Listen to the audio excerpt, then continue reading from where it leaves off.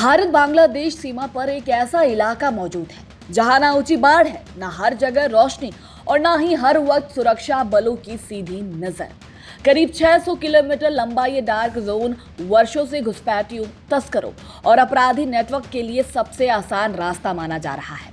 सवाल ये है कि आखिर देश की सबसे संवेदनशील सीमाओं में से एक पर इतना बड़ा हिस्सा अब तक पूरी तरह सुरक्षित क्यों नहीं हो पाया, और कैसे नदियां, दलदल और बदलता भूगोल भारत की सुरक्षा के सामने सबसे बड़ी चुनौती बन गए हैं। आइए जानते हैं उस डार्क जोन की पूरी कहानी जहां अब बीएसएफ तकनीक के सहारे सुरक्षा का नया मॉडल तैयार कर रहा है। दरअसल भारत बांग्लादेश सीमा 5 राज्यों पश्चिम बंगाल, त्रिपुरा, मेघालय, असम और मिजोरम से होकर गुजरती है। इसमें पश्चिम बंगाल की हिस्सेदारी सबसे अधिक है। राज्य की 2217 किलोमीटर लंबी सीमा में अधिकांश हिस्से पर बाढ़ लगाई जा चुकी है, लेकिन करीब 600 किलोमीटर क्षेत्र अब भी पूर्ण रूप से सुरक्षित नहीं हो पाया है। इसका सबसे बड़ा कारण भूगोल है। सीमा का एक बड़ा हिस्सा गंगा, पद्मा और इक्षामती जैसी नदियों, सुंदरबन के दलदली क्षेत्रों तथा बार बार बदलने वाली नदी मार्गों से होकर गुजरता है। कई स्थानों पर नदी का बहाव हर वर्ष नया रास्ता बना लेता है, जिससे स्थायी बाढ़ या सुरक्षा ढांचे को बनाए रखना मुश्किल हो जाता है। चलिए जानते हैं किन इलाकों में सबसे ज्यादा चुनौती है। डार्क जोन का अधिकांश हिस्सा पश्चिम बंगाल के सीमावर्ती जिलों में फैला हुआ है। मुर्शिदाबाद और मालदा में नदी कटाव और बदलती जलधाराएं सुरक्षा व्यवस्था को प्रभावित करती है। उत्तर और दक्षिण 24 परगना में सुंदरबन का विशाल मैंग्रोव क्षेत्र और दलदली जमीन सुरक्षा बलों के लिए लगातार चुनौती बनी रहती है। कूच बिहार और जलपाईगुड़ी जैसे इलाकों में कई गांव सीमा रेखा के बेहद करीब बसे हैं, जिससे बाढ़ निर्माण और भूमि अधिग्रहण दोनों जटिल हो जाते हैं। डार्क जोन की असली समस्या क्या है?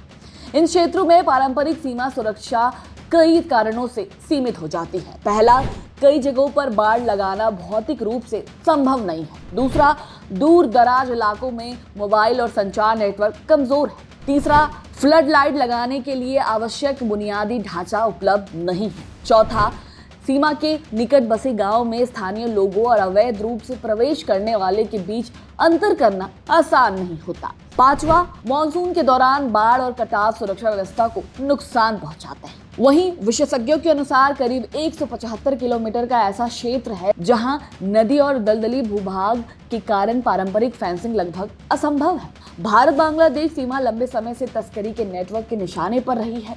मवेशी, मादक पदार्थ, नकली भारतीय मुद्रा, सोना और अन्य प्रतिबंधित वस्तुओं की तस्करी के लिए नदी मार्गों का इस्तेमाल किया जाता है। महिलाओं और बच्चों की तस्करी भी एक गंभीर चिंता का विषय है। सीमावर्ती क्षेत्रों में सक्रिय गिरोह कमजोर वर्गों को निशाना बनाते हैं। वहीं खुफिया एजेंसियां समय समय पर आगाह करती रही हैं कि खुले और दुर्गम क्षेत्र आपराधिक तथा असामाजिक तथ्यों के लिए अवसर पैदा कर सकते हैं। इसीलिए इन इलाकों की निगरानी को राष्ट्रीय सुरक्षा से जुड़ा महत्वपूर्ण मुद्दा माना जाता है।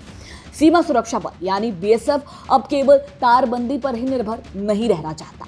जिन इलाकों में बाढ़ लगाना संभव नहीं है, वहां आधुनिक तकनीक आधारित निगरानी प्रणाली विकसित की जा रही है। इसके तहत थर्मल कैमरे, नाइट विजन उपकरण, सेंसर नेटवर्क, लेजर आधारित सुरक्षा प्रणाली और रियल टाइम मॉनिटरिंग तकनीक का उपयोग किया जा रहा है। इन तकनीकों का उद्देश्य अंधेरे, कोहरे और खराब मौसम में भी संदिग्ध गतिविधियों का पता लगाना है।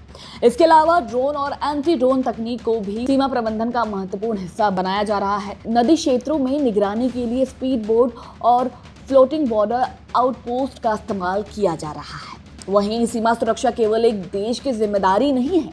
भारत की बीएसएफ और बांग्लादेश बॉर्डर गार्ड बांग्लादेश यानी बीजीबी के बीच नियमित समन्वय, संयुक्त गश्त और सूचना साझा करने की व्यवस्था मौजूद है। दोनों देशों के बीच संभावित सीमा प्रबंधन योजना यानी कोऑर्डिनेटेड बॉर्डर मैनेजमेंट प्लान के तहत संदिग्ध गतिविधियों पर नजर रखी जाती है और सीमा पर उत्पन्न होने वाले विवादों को बातचीत के जरिए सुलझाने का प्रयास किया जाता है। कुल मिलाकर भारत बांग्लादेश सीमा का 600 किलोमीटर लंबा डार्क जोन केवल एक सुरक्षा समस्या नहीं है, बल्कि भूगोल, जनसंख्या और सीमा प्रबंधन से जुड़ी जटिलताओं का मिश्रण है। नदियों, दलदलों और घनी आबादी वाले क्षेत्रों के कारण यहाँ पारंपरिक सुरक्षा मॉडल की सीमाएं स्पष्ट दिखाई नहीं देती हैं। यही कारण है कि अब सीमा सुरक्षा की रणनीतिक तकनीक संचालित और बहुस्तरीय मॉडल की ओर बढ़ रही है, ताकि इस संवेदनशील क्षेत्र में घुसपैठ, तस्करी और अन्य अवैध गतिविधियों पर प्रभावी नियंत्रण स्थापित किया जा सके।